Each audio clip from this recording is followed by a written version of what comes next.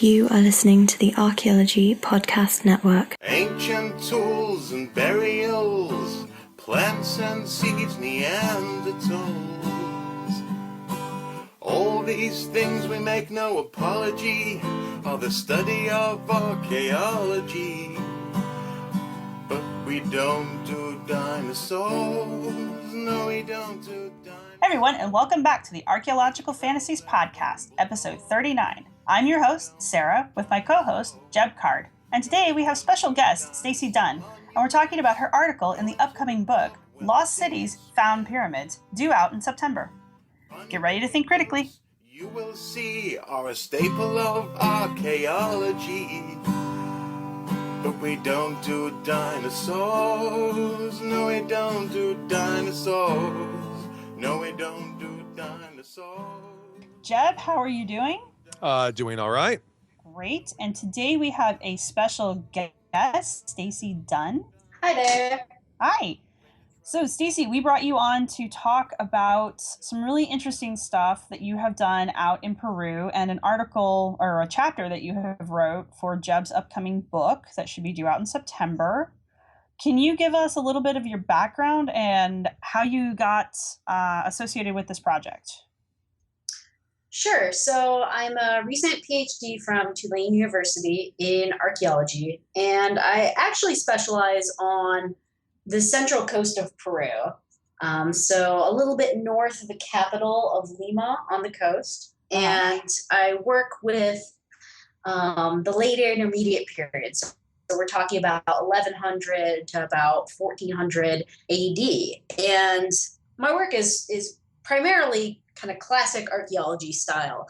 But while I was there and working with a couple of other projects and one around the area, I ran into repeatedly at archaeological sites some really interesting things that were going on there. In fact, just basically at first it looked like a bunch of trash, and then I started realizing, no, this isn't just someone's trash pit, although in some cases it is, but lots of these were places where people were going there for like kind of clandestine witchcraft or brujeria, and they had like bottles and offerings and photos and burnt things and skulls.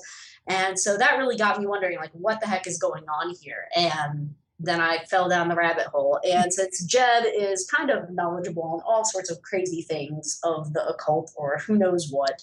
That's generally what I do. Right? Yes. So I basically, and knowing him from Tulane, I talked a lot with him about this sort of stuff and came up with the chapter that is in the book. Yep. Yeah. No, it can at least be mildly my fault that I've taken you off of your normal professional path here. I actually had a question. You mentioned witchcraft, used that term, and we may get into some of the classification of that. But anthropologists often, when they talk about witchcraft, what they're really talking about is witchcraft accusations, like, oh, I got sick and that person down the village, did this, or and there's modern witchcraft, like, oh, in the 1950s, things are going wrong. It must be the communists. You're talking about people actually doing things. Yeah, indeed. And you're right. The terminology does get rather sticky at times because there's what we can do as anthropologists where we want to classify groups, and do we call them brujos or witches? Do we call them curers or shaman or what have you? And then there's what do people call themselves and the kind of activities that they're doing. So that was something that I dealt with, which I thought was really interesting. And yeah, these are indeed people that you can hire and go out to the archaeological sites, and they will do various ceremonies depending on what you need. And so it's a much more complex array of activities than we would normally think are out there. I have a question, and this is a terminology question just before we get into the meat of this. So you're describing witchcraft and you're describing ritual. Why is the witchcraft ritual different than a religious ritual or a ritual done by a shaman? or a shaman-like figure in the community? Okay, so what we've got going on is there's a group of different sorts of non-ecclesiastical spiritual practitioners. We've got shamanism, folk healing, witchcraft, and sorcery. Okay. Right?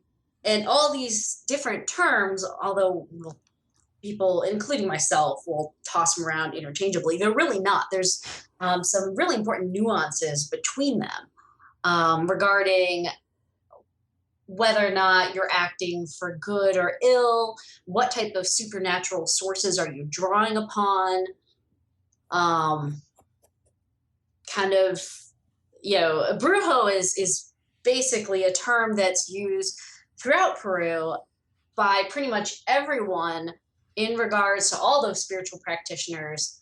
If someone who says it, who is using this as like a purgative term, which is different than some of the actual practitioners use. So how does a bruja? Brujo, yeah. How does a brujo describe themselves? Okay, well, brujeria is, how do you describe this? Because like in colonial times, they use that term to talk about people who have made a contract with Satan. Oh, right. And I mean, it's coming across from Europe to some degree, at least parts of it. Okay. The idea. Okay. Yeah, absolutely. Whereas people who view brujeria and witchcraft as something very negative, they're usually, it's the people who are causing misfortune or causing sickness or doing harm to others. And this gets back into that difference between accusations and then the fact that people really are making altars to various things, which is why it gets really complicated. Well, I think that's interesting because later on in the chapter that Stacy wrote, she talks about some of the artifacts that she found at one of the sites. And a lot of the rituals that you were saying that these artifacts were attached to were things like bringing luck and finding love and attraction and things that I would associate with being positive, not necessarily inflicting harm. And you do see those, I mean, and by and large, that's the majority of the types of activities that are going on. Yeah, you'll see a spell where they're calling the ancestors to help them in forming a relationship. But at the same time, there are examples of little spells that you say where you're actually trying to separate a couple. In other words, split a couple up. And with that will be accompanying like a photo ripped in half and the other half of it's gone. Gotcha. Right. So both positive and negative activities are happening. Okay. So one more terminology thing I want to get at, and I think Job will probably want to jump into on this one. You mentioned early on in the chapter that the term pseudo-archaeology is not necessarily the best term to apply in these situations because we are dealing with indigenous folks who are doing indigenous activities. And instead, you suggest using alternative archaeology as a different term because of the implications of the word. Can you explain that argument a little bit? Can you explain that argument for people who haven't been able to read the chapter? Right. Actually, we kind of kicked it around the other way. Yeah. I'm kind of on the fence on that. I don't know if I really want to call it alternative archaeology either.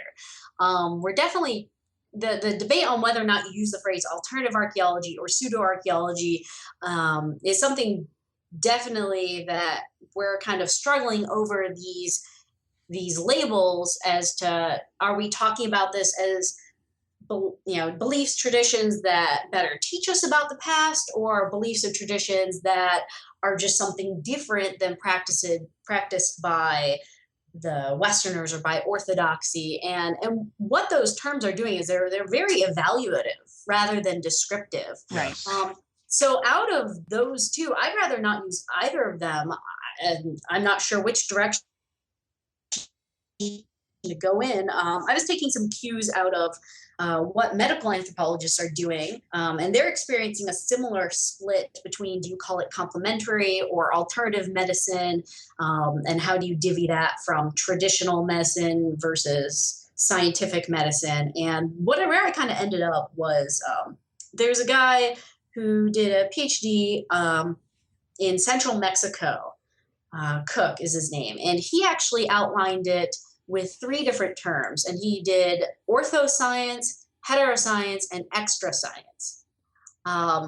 Whether or not it's orthoscience is aligned with like the dominant orientation, right? Heteroscience are those opposed to that central orientation, right? That orthodoxy. Right. And then extra science, those people who are kind of on the outside, not really involved in either. And I like that maybe a bit more, but it's not as catchy. Yeah, that question of alternative versus pseudo became a huge part of the discussion when we were putting together Lost City Found Pyramid, which is the book that this chapter appears in. And there are people that are very much, no, it is pseudo, it is not scientific, et cetera. And there are very much people who, and we've talked about this before when I've been on with Ken, and because we kind of batted back and forth without like literally naming names, like Cornelius Hortel, for example, people that are very much, they find that to be very evaluative and judgy, as Stacy said, and prefer alternative. And we talked about this with the, there's one thing if you have this idea, there's another thing if you're basically saying, screw you, science, there's stargates under Babylon.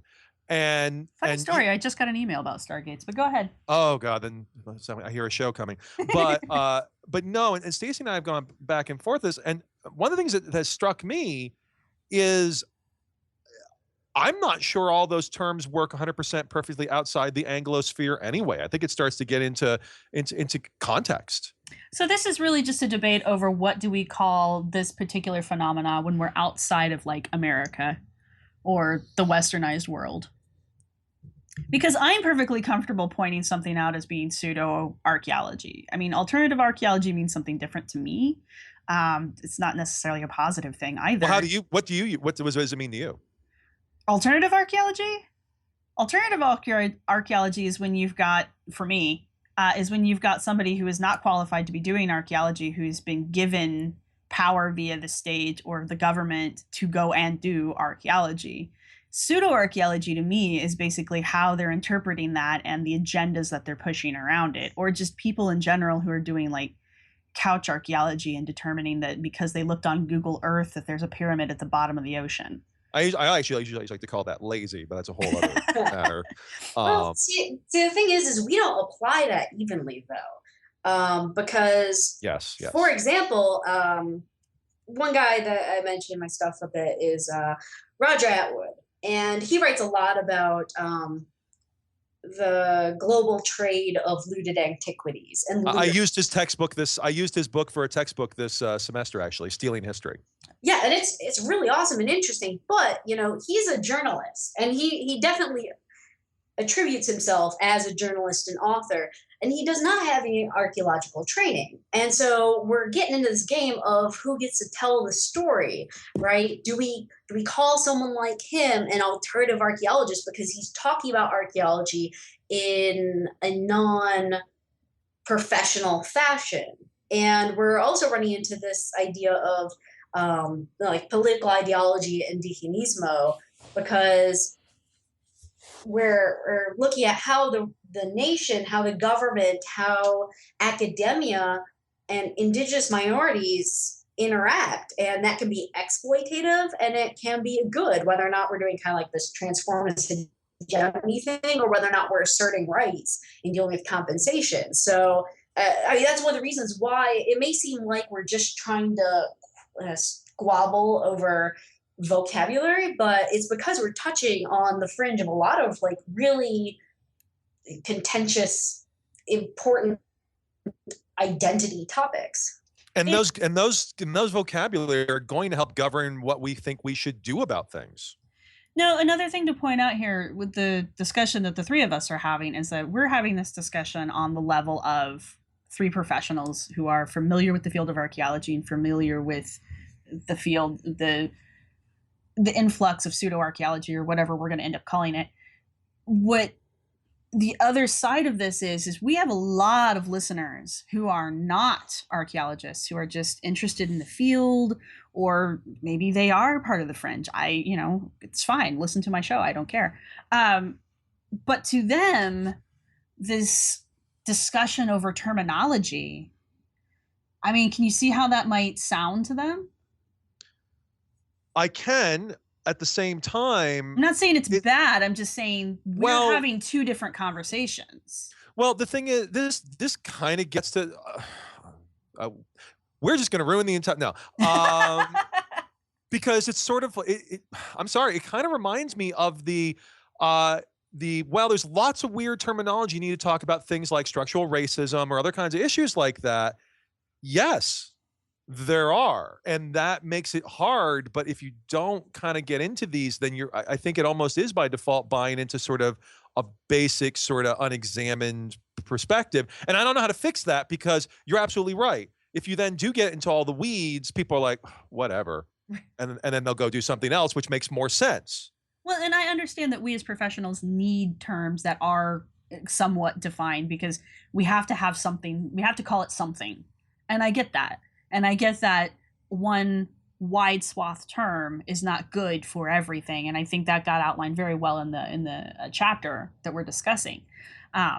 But understanding how people who are very, very invested in their opinions on the fringe side, they're not going to follow the conversation, because it just probably won't interest them. And if it does, I can see them using it as like, CC is just another way that academia is trying to bury the lead or something like that. Well, not only that, I mean, let's be blunt. We've talked about this before. A lot of people, especially producing, maybe not following as much on the fringe side, are working with an idea of, say, indigeneity and the examination of archaeology that was written in, say, 1880. Right. So this is not even going to ever enter their radar or get past their like neo-pith helmets. And they also don't take into consideration, which is the thing that I found the most interesting about this article. I think Stacy did an excellent job on this, by the way. The whole bringing into it the indigenous peoples. Most of the fringe, when they absorb these things, like I just read a great article about neo-shamanism.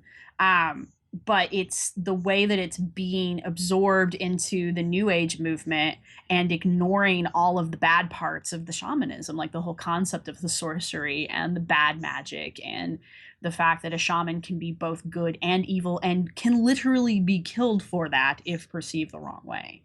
And I think that was kind of one of my overall points with what I was trying to write when I talked about all the different terminologies, is that what we really got is a really wide range of attitudes. And in the case of what I was looking at, in particular, the relationship between death, supernatural, archaeology, and ethnicity in coastal Peru. And that we're not dealing with a, native versus modern dichotomy. We're not dealing with professional versus amateur dichotomy, that we need a different way to look at it, and some maybe less laden terms and more descriptive terms of, these are the people that align with orthodoxy, these are people that are currently counter to orthodoxy, and these are other people involved in the discussion, to kind of give it more just placing where are people at in this array. Not, are these people right? Who's more valid? Who's more authentic?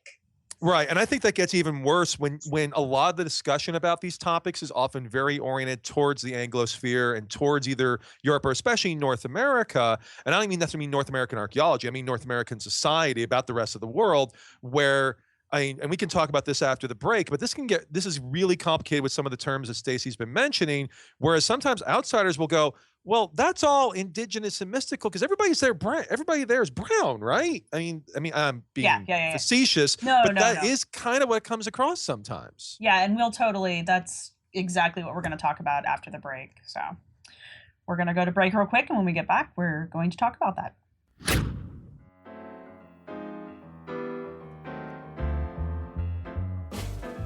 Jenny McNiven, host and diva of the Struggling Archaeologist's Guide to Getting Dirty, brings a witty, personal, and often musical view of archaeology, from personal experiences to just telling you about something she really loves. You'll always be informed and entertained. Listen to The Struggling Archaeologist's Guide to Getting Dirty on iTunes and Stitcher Radio, and at www.archaeologypodcastnetwork.com/struggleart. Let's get back to the show.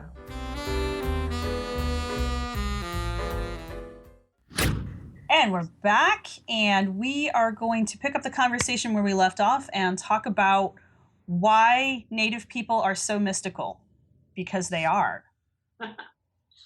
I did not say that. No, I said that. I just said that. I'm just clarifying for the future of the record of the planet and if anyone has ever listened to Ken's and mine's podcast, Ken and I say that all the time in an ironic way. But Stacy, tell us about how you attack that concept in your article.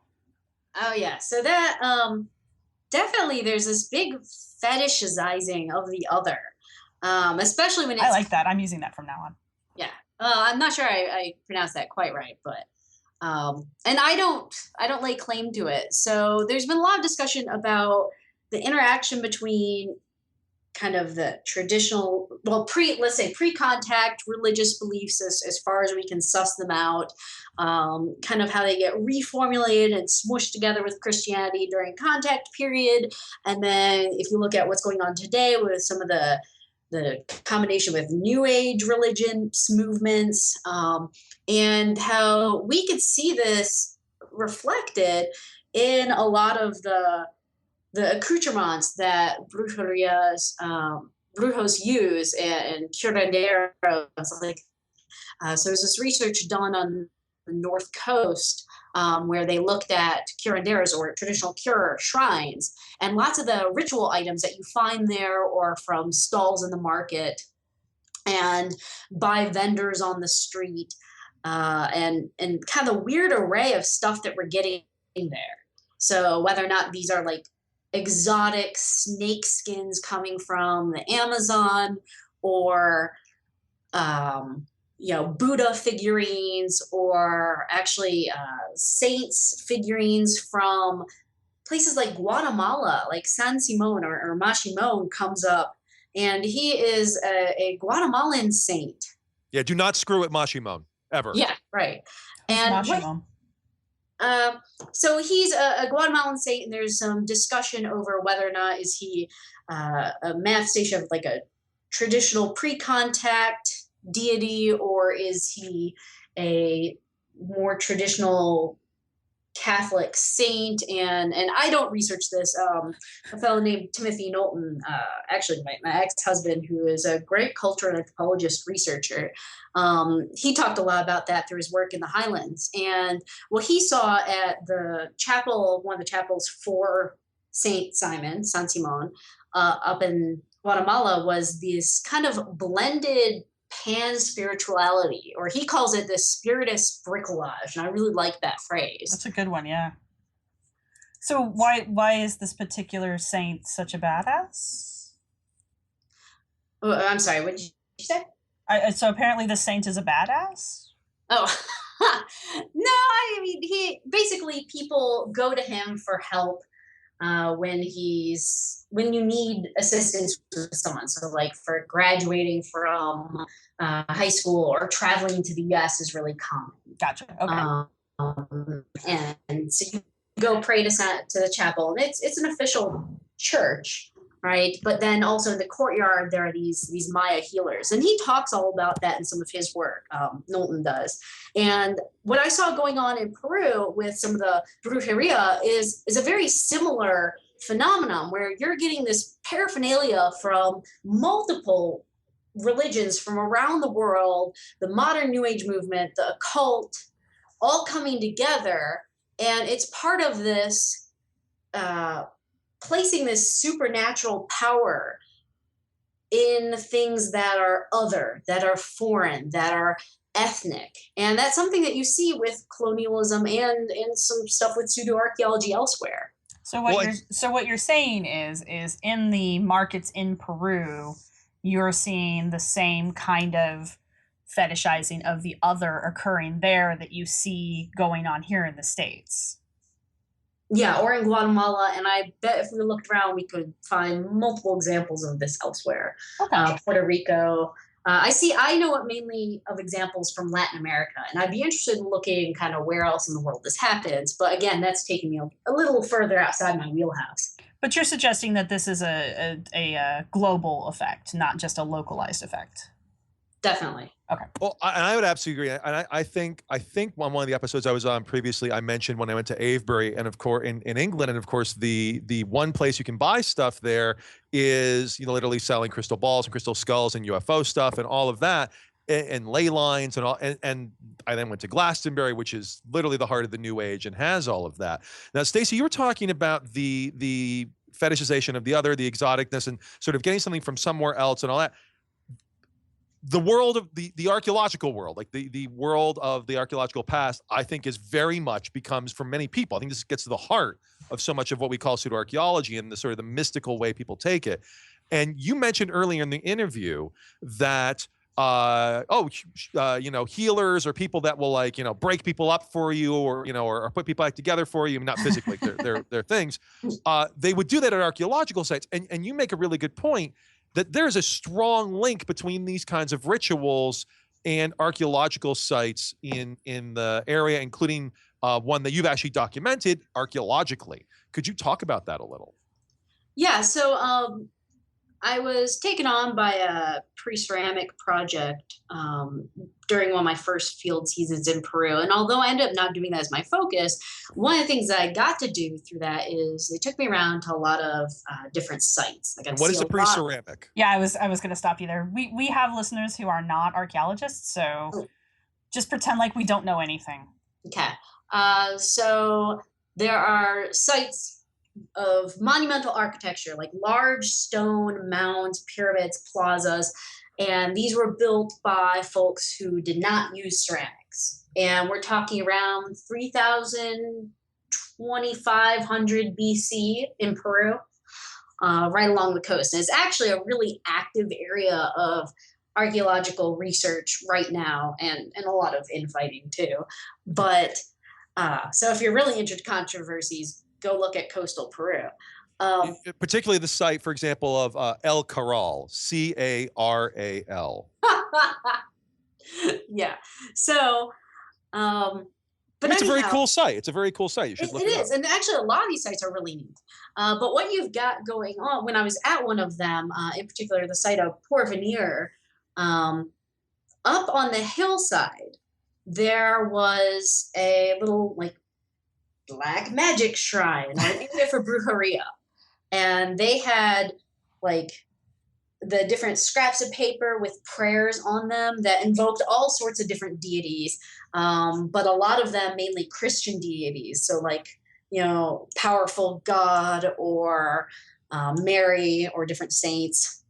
But at the same time, they mention invoking the ancestors. They explicitly say, I call upon the ancestors too. And up on these areas where you're overlooking, you have a great view of the archaeological site. And they've brought up there quite a few skulls. Okay, let me stop you there. Yeah.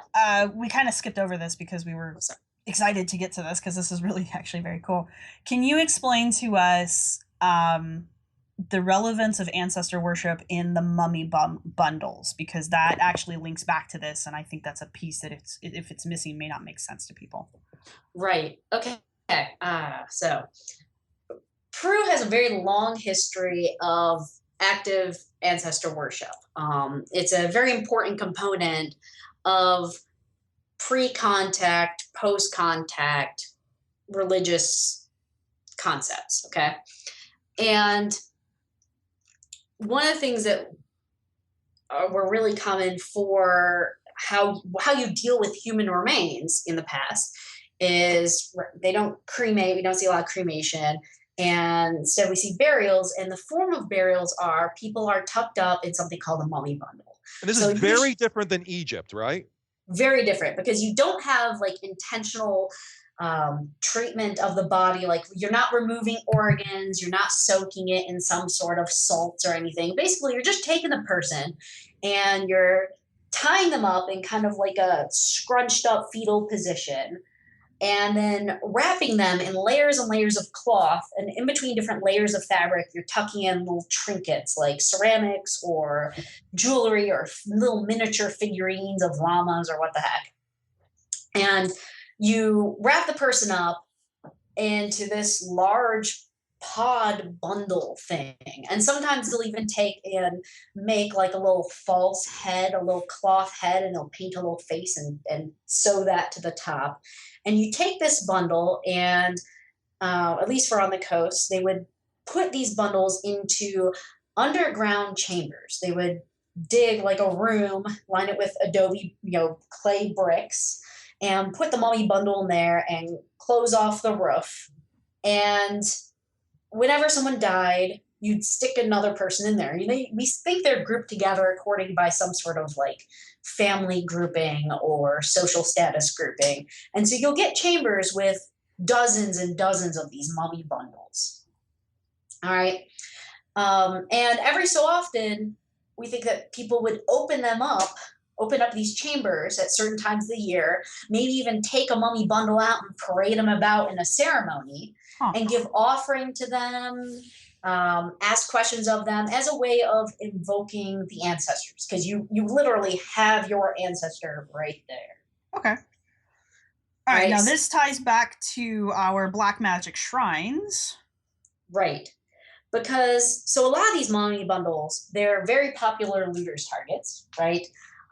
Because they've got all these beautiful textiles and ceramics and stuff. So we often find remnants of these burials. And sometimes you might not find them in such big chamber groupings. Sometimes you might find them in smaller, isolated or individual burials. But when looters dig them up at an archaeological site, they take the cool stuff and everything else is just strewn about on the landscape. And it's all super well preserved because Peru is incredibly dry desert. Everything preserves. Like you can still see bodies with flesh with tattoos on them, and it's dried kind of like people jerky, for lack of a better term.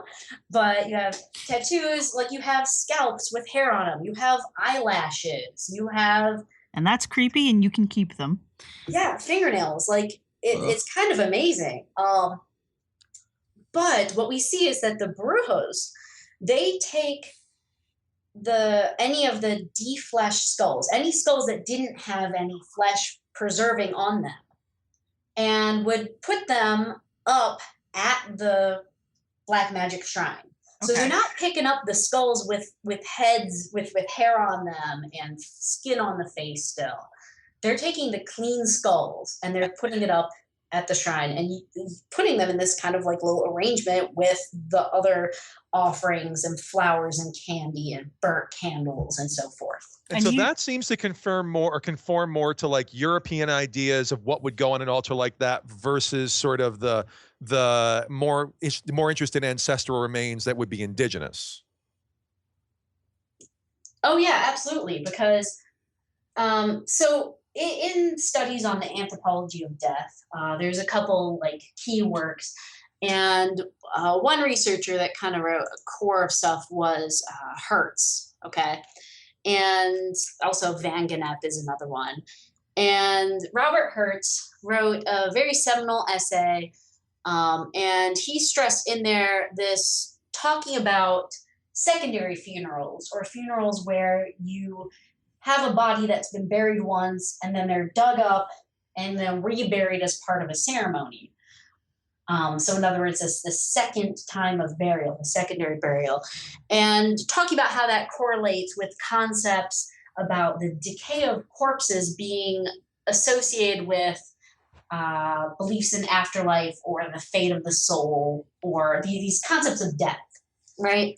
And rather than this traditional, what anthropologists talk about, this bones versus fleshy parts split, that humans categorize dead remains into either you're dead or you're living. You're either bones or you're fleshy, right? Gotcha. That here in traditional beliefs in Peru, they seem to have this heavy emphasis on desiccated flesh, this preservation of the corpse, but in its kind of mummified state. And in some case, we find examples of burials where they've reconstructed the bodies in parts with like wood or fabric, or like those false heads I was talking about, where they add on a head on the top. So that, I think, changes our ideas of how people view human remains a little bit differently in ancient Peru than perhaps how we do today. And definitely what the brujos are an example of is they're putting emphasis upon the bones as the important pieces of the past. They're taking only the really like nice, white, clean, bleached skulls and using them in their displays. They're not taking any of the more desiccated flesh. And that's a departure from what's likely more a traditional viewpoint. And that kind of gets into our discussion back with terminology of always wanting to attach this like native versus modern views, and that everything traditional, that the brujos would be doing everything traditionally speaking, and they're not. So this actually could be more of an example, and I know you mentioned this in the article as well, that whole concept of a cult religion, like a cargo cult religion, where they're trying to recreate something that they're not 100% fully sure how to do. So they're going through the motions, but missing some important parts. I think it less of them missing parts as picking and choosing what fits within their new construct. Okay. Yeah, okay. I mean, you have in here table 1. It's an inventory at the altar, and you've got all sorts of stuff there. So there are human remains, but then there's all kinds of sort of like herb and perfumed waters, like tonic waters, a few other animal remains, a few bits of clothing, and then you've got candles of all sorts. And again, this screams Western.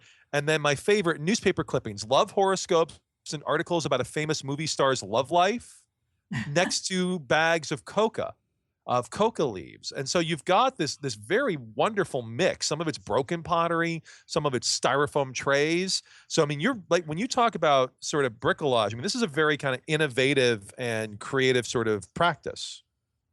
Absolutely. And it's definitely a new construct. It's what people are picking and choosing and putting together as what they think is important for ritual practices, as spiritually charged items.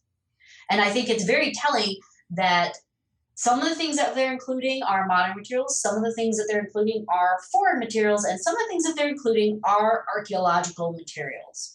Yeah. So how does the archaeology, and maybe we'll save this for when we come back from the break, but how is the archaeology directly affecting this concept of spiritualism, the spiritualness of the archaeological sites?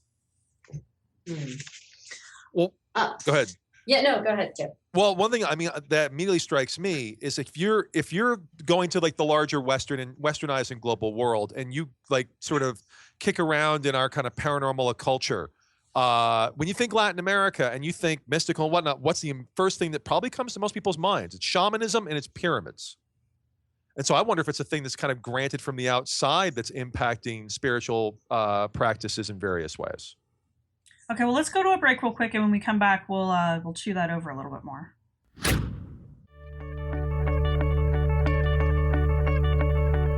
Profiles in CRM, a weekly podcast. Ask CRM professionals 8 simple questions. The first questions establish education, location, and experience. The last questions are a reflection of that experience, and the answers will surprise you. Check out the show on iTunes, Stitcher Radio, and at www.archaeologypodcastnetwork.com/profiles. On that page, you can also request to be interviewed for the show. It only takes 20 minutes, and you don't need any special equipment. Let's get back to the show.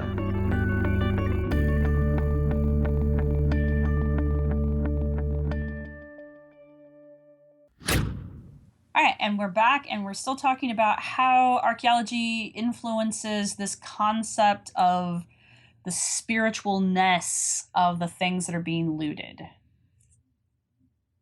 including skulls, apparently. Right.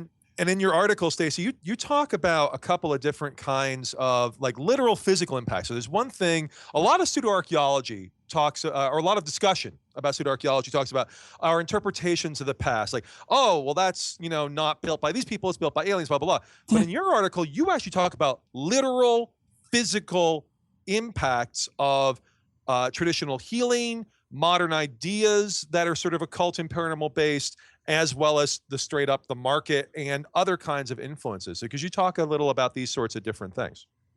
Right. So what we've got going on is when people go to archaeological sites, because these aren't abandoned places by any means, but they're definitely, people are using it for a variety of reasons. And we get different people going to these places, depending on what their motivation is. So for example, you've got kind of what we think of as looting, but really there's different forms of looting, right? So you have the classic looter, someone who is digging up usually human remains in order to find the cool stuff, right? The nice intact pottery or the beautiful textiles. And they have a name. Yeah, they're called huaqueros. Oh, and how does that translate roughly? Well, or does it? Well, a waka is basically a sacred site in sort of that's in Quechua, right? Yeah, it's Quechua, and it's usually referring to some sort of sacred place or temple, right? You call it like Waka de la Luna. Yeah, and it doesn't have to be an archaeological site in the traditional sense. It could be a mountaintop. It could be like a water place. But it's become kind of the name throughout most of South America and even into some of Central America for an archaeological site in the same way that a tell in the Middle East has, and a generic term for sort of like professional looters has become huaquero.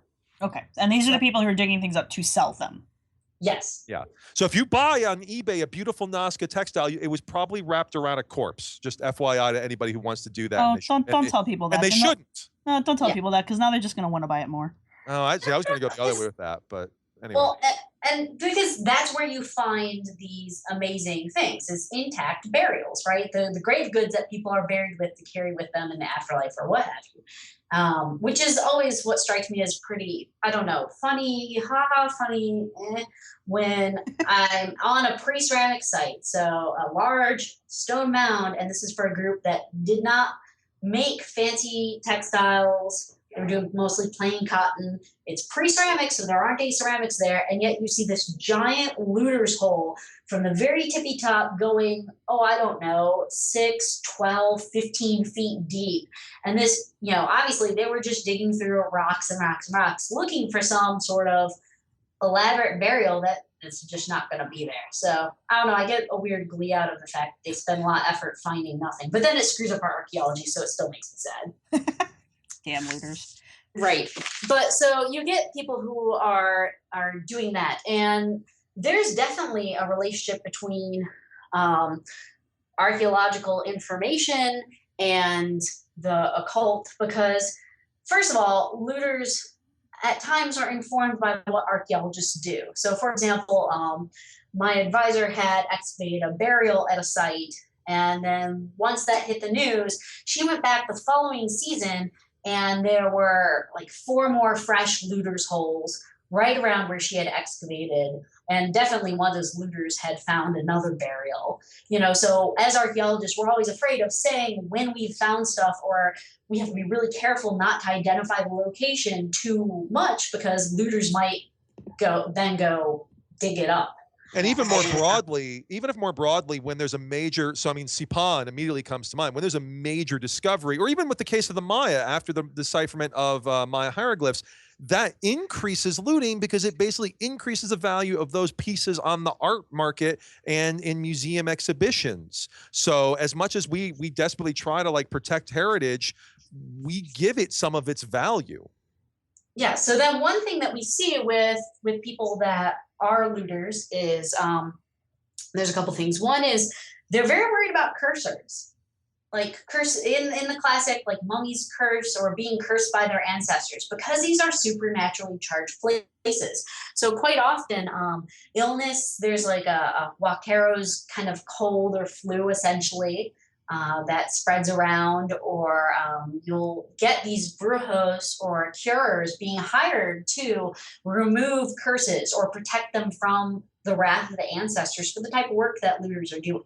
And just to be clear, like there are people who there's this brand of almost pseudo skepticism that sees something and comes up with like kind of a half-assed materialist with no evidence thing. So like the King Tut curse, well, maybe there was poisonous mold and blah, blah, blah, blah, blah, that sort of thing. There's nothing like that here. There's no like the actual physical reason why a Huaquero would get sicker than somebody not pawing through tombs. So so what you're saying is the local. No, that was a question. I mean, there isn't any. Oh, States, sorry. Oh yeah, no, not at all. There's no actual physical correlate to it, except for the fact that you're, probably not properly dressed out at the wee hours of the morning, right, doing heavy labor in kind of the nighttime chill.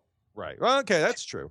And these are people who are they're doing it to earn money to live off of. It's not like they're wealthy. So, I mean, probably not great nutrition or medical access in the first place. Yeah. But these are people that truly believe that they are going to be cursed. Not all of them, but yes, definitely. Okay. This does, for sure. They're not just giving lip service to it. Gotcha.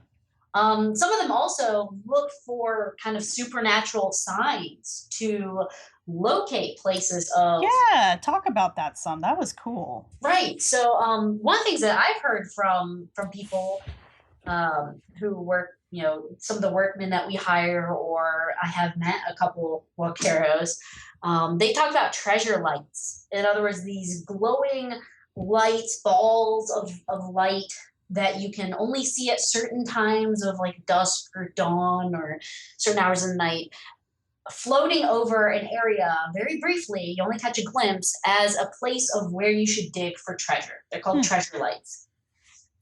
And I've been looking into this whole thing a little more. I think that's a European tradition, because you find it, first of all, you find it throughout Latin America. You even find, you see people talk about this in the Middle East. And I've been reading a little bit about sort of medieval and into early modern treasure hunting. It seems like it's tied into these sorts of activities, and that's kind of become part of Latin America. But you'll see people try to argue that it's deep tradition, and maybe it is. Maybe there's syncretism joining two traditions. I was going to say that could totally be. It could be, but so many people don't even want to examine it because they just treat it all as like, well, it's all weird and exotic, so I don't know what's going on here. Fair enough. Yeah, and it's definitely coming. I mean, at the very least, there is a component of this coming from Europe. So who knows to say how much it was traditional. But people are still doing this today. It's not like, I mean, I see references. I was just in the archive up at the American Museum of Natural History in New York looking at Bandelier's journals. He was an archaeologist in the early 1900s, late 1800s. And he was traveling around Peru, and he's got discussions with workmen about these treasure lights and them telling him stories about treasure lights. But it's not like this is an outdated concept, because there are actual forums online that you can go to today, and there's some people who actually publish little booklets on how to capture treasure lights on film and seeing them, and like what type of camera and aperture you should use, and whether or not it works better with film versus digital format. So this is a modern practice right now. That just sounds exactly like orbs. Yeah, and I read a book just recently on UFOs in Mesoamerica, like a very sympathetic to that perspective, and it is full of related ideas of these things sort of being tied into UFO spirits and into UFOs and aliens and whatnot. I was going to say, I just remembered there's a phenomena that's supposed to occur before a Bigfoot sighting, where there's supposed to be fairy lights that precede the appearance of Bigfoot as well. Yep. So yeah, no, I mean, this could be a European interloper, but I would be surprised if there wasn't some, native explanation for it as well. Talk about the cocoa leaves, or the cacao. Coca. Yes, coca leaves. Coca is a plant that comes from mostly the highlands of Peru. And it's green and leafy, and you can dry it out and dry it up a little bit, and then you chew it, and you often add a little bit of a substance to activate it, and the juices it released, the alkaloids, basically, it's where you can derive cocaine from it. But Yeah, but that's white people's fault. Yeah. Right.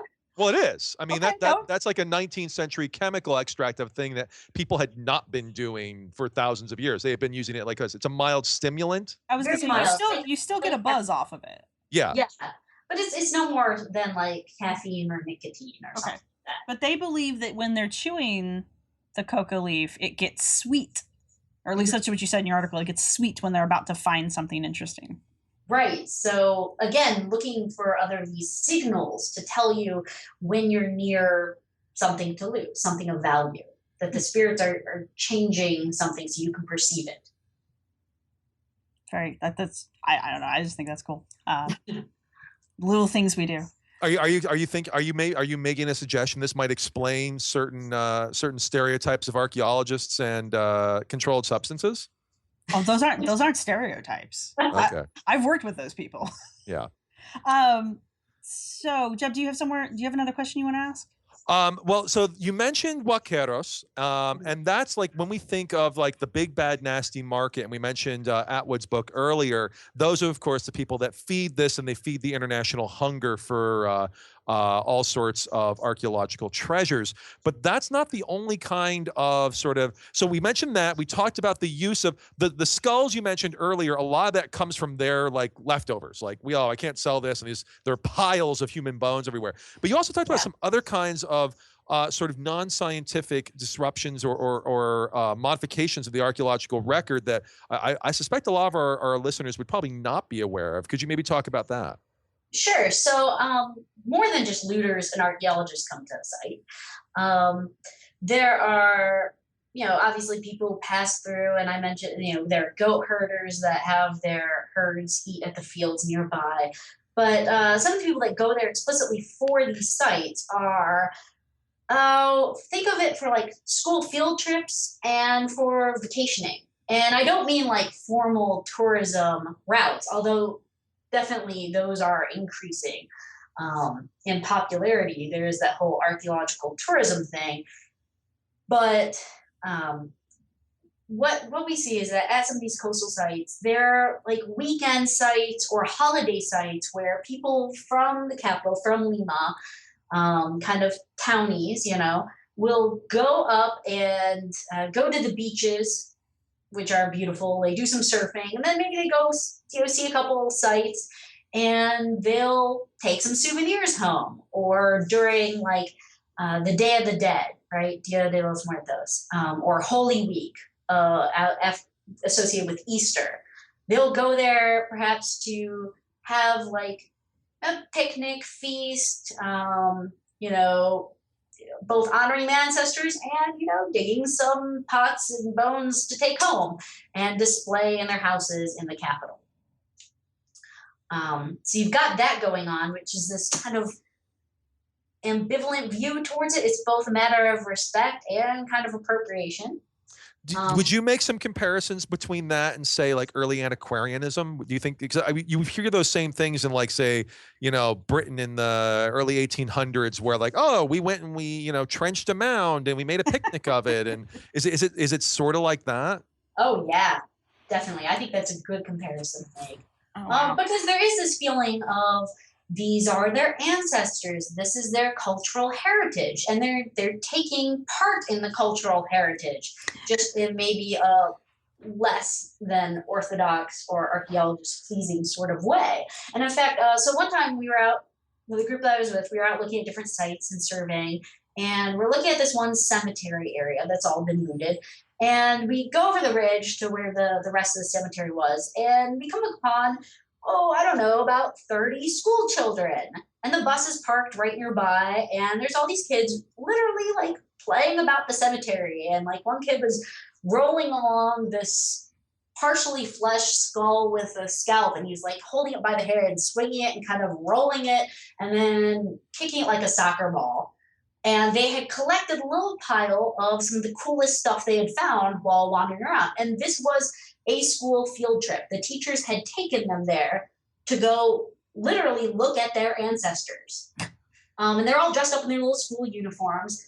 And, we had a little conversation with the school teachers about the local museum and maybe they should go there instead.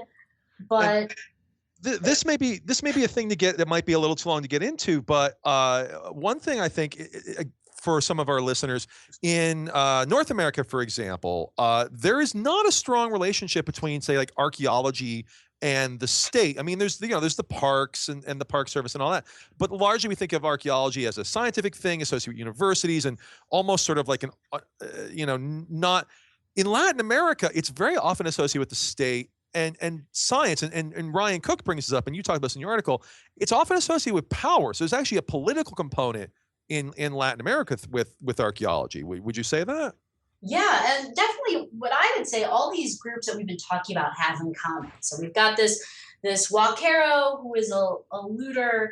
But one of the things that you know when you talk to people about looters is they don't know anyone who does it. The looter's always coming from elsewhere. Like they're coming down from up north, or they're coming from the highlands. They're not a local. We've got the archaeologists, the foreign archaeologists, government-backed, that sort of thing. We've got the brujo, which also they talk about brujos as not being locals to the Central Coast. And you get the same thing. I'm sorry. They say these are people they're not here, they're from up north or from the highlands or from the Amazon, right? And you often get the same thing with sheikhs in the Middle East controlling jinn at archaeological sites, like Jinn. You get the same sort of thing. Oh, in Egypt, all the best like sheikhs that control jinn are from Libya. Right. So what people do is they put all these three into this outsider role, and these outsiders all act at the very, what's viewed as a very spiritually charged locus of an archaeological site. That's where all these outsiders come together at the same place and are all doing something there.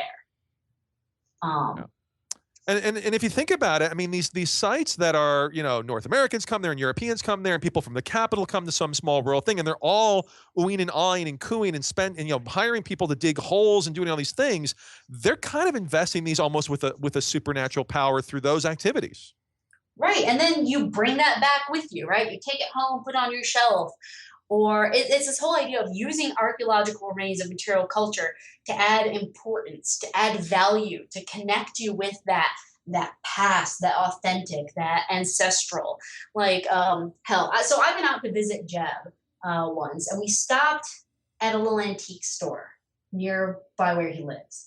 And while browsing around this antique store, and I guess maybe you could make the argument that we hold antiques in value not just as physical items, right? Because they're just wooden furniture or what have you, but because of what they embody symbolically, history-wise. Oh yeah. Right? Definitely. But at this antique store, there were these little dolls. And these dolls, I recognize them immediately. They are modern-made dolls they've got little faces and folded arms and stuff, but they're made out of scraps of looted textiles, just textiles that you can find on the surface. Yeah, well, they're not shaped like mummy bundles, but they're made out of textiles from mummy bundles. Right, and someone's rewrapped them into like a little dolly. And these are, 600-year-old textiles, scraps that have been pieced together in a little doll and being sold out in the middle of Ohio. From corpses. Yes. Jeb's very concerned about the corpses. So, why are these things antique shop? Why are they important? Why are they valuable? It's not just because it's this dusty old fabric, right? But it's, what does this signify? What is this connected to? Yeah. Well, can I read a quote from the article? Is that okay? Since it hasn't been published yet? Okay. So you quote this in your article. You say, quote, he had collected these items because it was mi historia mis antiguos. His history, his ancestors. From locals, or for some locals, this connection with the past is a point of pride. It is the tendency to collect things, the desire to show them to other people, and at times a sense of immortality, ancestral connection that drives many to acquire archaeological remains. Now, I like that quote so much, and I think that ties into why those dolls are important, and also why people in America walk fields, why people who are looting but not selling go and do what they do. There's this sense that this is part of my history, or it's part of my identity. Whether it is or isn't, it's the identity that I have assumed, and these things are part of that identity, and therefore they are rightfully mine to have and to take and to display. And I think that's part of the problem that we run into, well, here in America and obviously in Peru as well, with conflict with people. Please don't pick that up. Please don't take that home. Please don't dig these holes. Put these things someplace where everyone can see them. And the person replies with, well, why should I? It's mine. Right. Okay, so let me leave you with one last story, which makes this more fun, about taking things home. So, great. One other thing that happened at the field house I was staying at is they had a cat. And I found out the story of where they got this cat. Apparently, this cat had been found while they were surveying an archaeological site. The cat was in a black plastic bag. Oh, no. Right? With like a big adobe brick sitting on top of the bag so the cat couldn't get out. And it was surrounded with flower petals and melted candles and offerings and so forth as part of one of these brujeria rituals. And so the project director, he ran into this, and they freed the cat and took it home and kept it as a project pet. But they always joked about how they were concerned, like maybe they cursed the project because they messed up some brujeria. So I always thought that was an interesting point of contact between all these worlds. Yeah, I have to imagine that would go the other way. That the brujo was then like devoured by like an entire just mob of cats, like a swarm. One can only hope. It is interesting that the whole point of that is an animal sacrifice. It's interesting that they left it to die in that manner as opposed to putting it out of its misery first. But I'm glad the cat was saved. Me too. And I don't think they were cursed. I think maybe they got the blessing of Bast out of that. And they named him Wacko, so very appropriate. Wacko. Awesome. Well, Stacy, thank you very much. This has been great. And like I said, I really enjoyed your chapter out of this book. I think I'm going to enjoy the book overall. And Jeb, thank you very much for introducing us to Stacy. No, this has been fantastic, and Stacy, thank you very much. It's been great, especially to talk about this from this sort of Latin American perspective. Yes. No, I think that's it, and this has been fantastic. Great, thanks for having me. Trials as one will call. No, we don't do dinosaurs. Thanks for listening. We hope you've enjoyed it. Our music was provided by Archaeosuit Productions. If you like what you've heard, please subscribe and rate us on iTunes or Stitcher, and share us wherever you use social media. You can contact us with your questions, comments, or angry email at archifantasies@gmail.com. You can follow the podcast at www.archaeologypodcastnetwork.com/archifantasies. You can follow the blog at www.archifantasies.com and get updates on Tumblr and Twitter at archifantasies. You can also look for us on Facebook. If you're looking for the show notes for this episode, go to the podcast website at www.archaeologypodcastnetwork.com/archifantasies. Thanks again for listening. No, we don't do dinosaurs.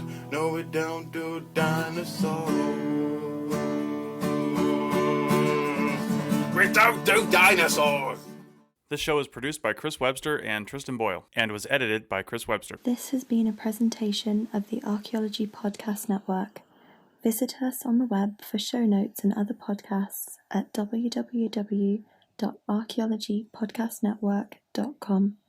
Contact us at chris@archaeologypodcastnetwork.com.